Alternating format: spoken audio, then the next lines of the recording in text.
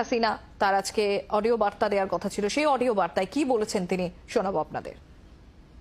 আমাদের মুক্তিযুদ্ধের ইতিহাস আমাদের গৌরবের ইতিহাস, আমাদের বিজয়ের ইতিহাস।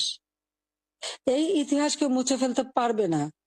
আমি জানি এটা মুছে ফেলার চেষ্টা হচ্ছে, সংবিধানকে ধ্বংস করা, জাতীয় পতাকা ধ্বংস করা, অনেক চেষ্টাই করা হয়েছে।